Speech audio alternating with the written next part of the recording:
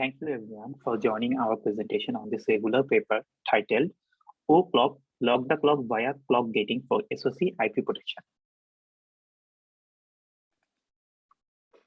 The outline of this presentation includes the motivation of this work, the threat model that is considered in this paper, the methodology of this locking. So the O-Clock locking method includes three key features. One is the key programmable integrated clock gates, then the locking methodology of the integrated clock gates, and the intent-based decoy clock gates that are utilized for removal attack resistancy. Then we will explain the experimental results that will cover the security and performance analysis. We will discuss about the impact of in this O-Clock method in terms of power, performance, area, and testability. And we will also share the security analysis results based on performing model checking based attack and machine learning based attacks on O-Clock inserted benchmark circuits. Then finally, we will conclude our presentation.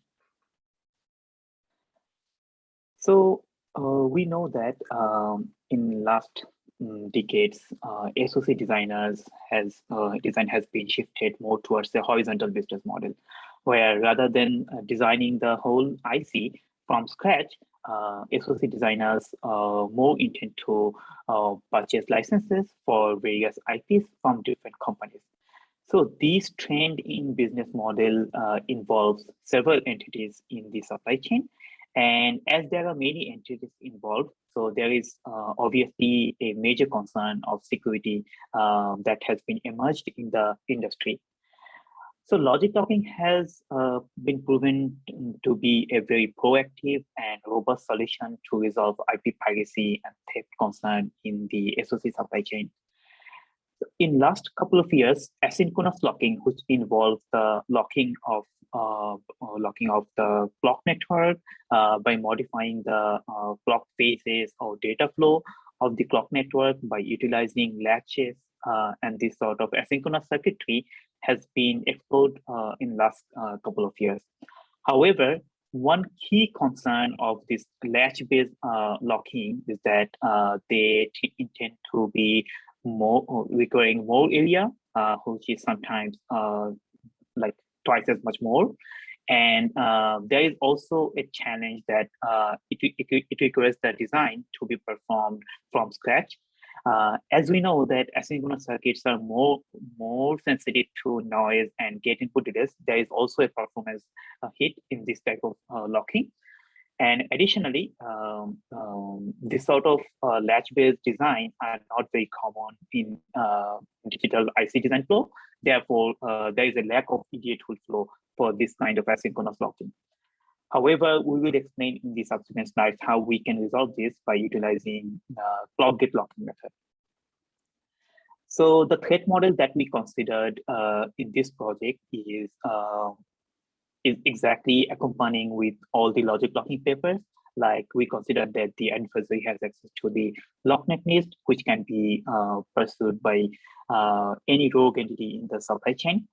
And we also consider that the adversary has access to at least one unlocked copy, which is a functional design of the locknet list.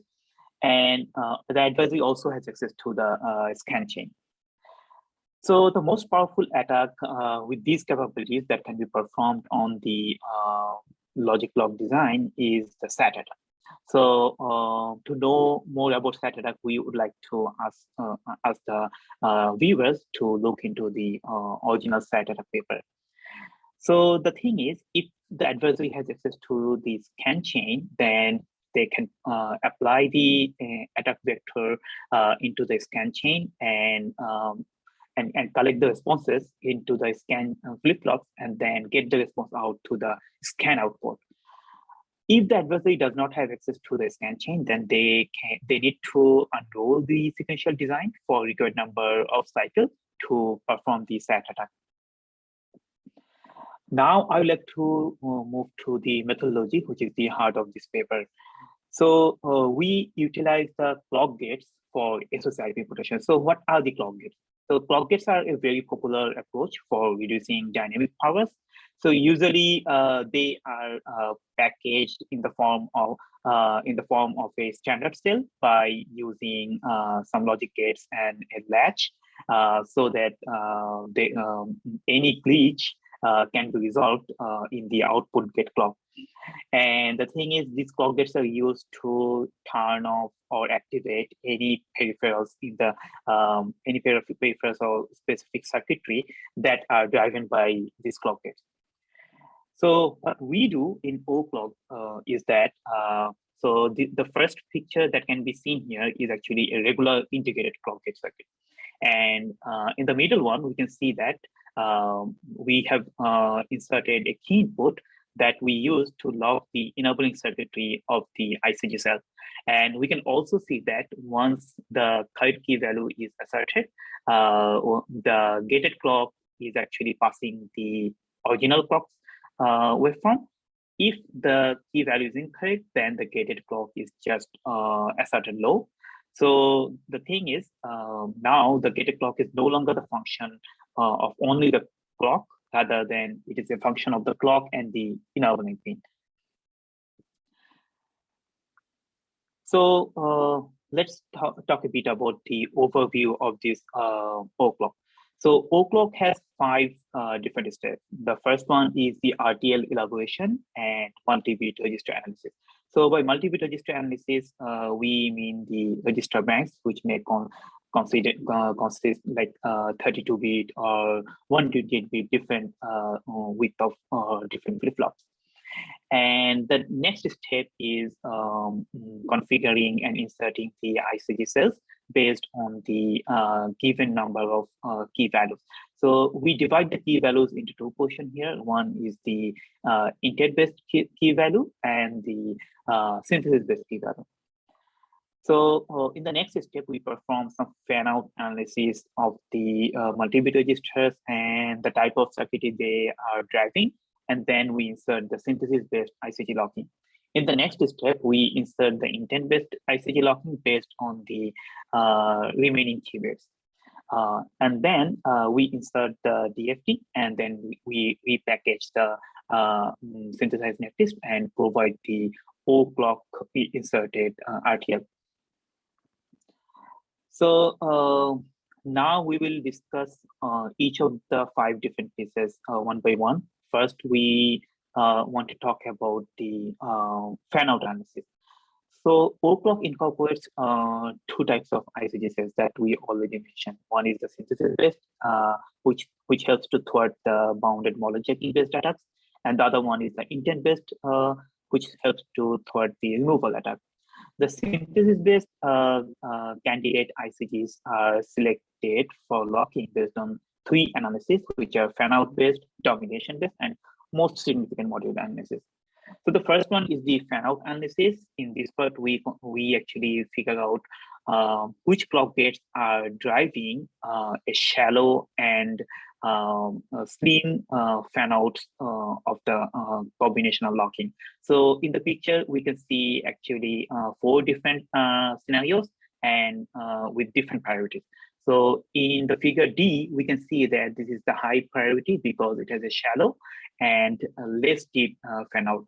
In the priority figure A, you can see a priority 4, which is the least priority, and that is because it has a wider depth and wider fan-out cone. So this is what we do in the fan-out analysis. And in the next step, we talk about the domination analysis. In the domination analysis, we see which clock gates are driving the registers that are in the MSB position.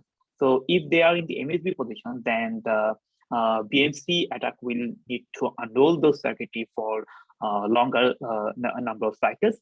And we will also verify this analysis in the experimental result with numbers so that we can confirm this part.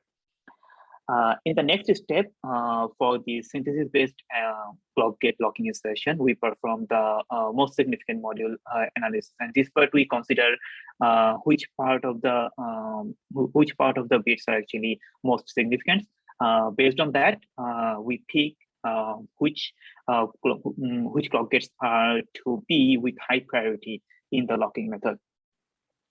The next part, which is intent-based decoy clock gate insertion. So these clock gates has nothing to do with functionality. So what we do that we insert these clock gates to make sure that no kind of removal can be done on the clock locked clock gates to deter this IP protection method. So that is why we deploy an intent-based ICG insertion, which is an advanced form of stripped functionality based on the non-occurring minterms. And we identify some minterms that has no involvement in the functionality using system Verilog-based assertion using Jasper algorithm. So now we would like to talk a little bit about the results of all of these analyses. First, we'll verify how our synthesis-based insertion works in place. So in this table, we can see the effect of locking methodologies in an 8-bit O clock for B20 and B21 benchmark. In the x-axis, we sweep the MSB positions from 0 to 7 to 24 to 31. And in the y-axis, we modify the fan-out numbers. And we can see that with increasing MSB position and the low fan-out range, the attack time and the BMC duration increases significantly. And next, in the right side of the table, we can see the BMC and machine learning-based attack results across 8 different benchmarks. So for both of these attacks, we consider different sizes of key values. And we can see that once we increase the key size, the time required for successful BMC attack increases significantly. And also we can see that the machine learning-based attacks was not at all able to reverse engineer the key values in case of the O clock inserted benchmarks. And and it is because of the fact that machine learning-based attacks require a resynthesis of the get level netlist to train the tool. However, in case of O clock, such resynthesis and specific key gates are not present, which ensures that machine learning-based attacks are no longer effective in O clock. In the next slide, here we are going to discuss about the impact of O clock on power, performance, area, and testability. So the key gates may slightly impact the common clock path, which should be a very severe concern, because we know that whenever we are touching the clock path, we must be very sensitive about the timing delay of the design. However, in O clock, we are impacting the clock network, which is the common path in between the launching and the capturing flip-flops. So as we are impacting the common path, that is why we do not see any impact in the timing overhead. So in the table, we share the numbers based on the overhead in terms of area, delay, and power, and also the test coverage. And we can see that in all the different cases, the overhead is less than 5%. And we were also able to achieve a test coverage of more than 99% for all the different cases. For further detailed results and analysis of this paper, we would like to request the viewers to refer to the original manuscript. So that being said, I would like to conclude our presentation here. So if we summarize, O clock is a novel locking mechanism where widely used ICGs are locked for SoC level IP protection. The most significant beauty of this method is that we do not require any kind of open source tools that need to be used in the industrial design flow. So this method can be readily adopted in the industrial design flow without any intervention. And we introduced 2 solid locking methodologies based on synthesis-based ICG insertion and demonstrated their effectiveness.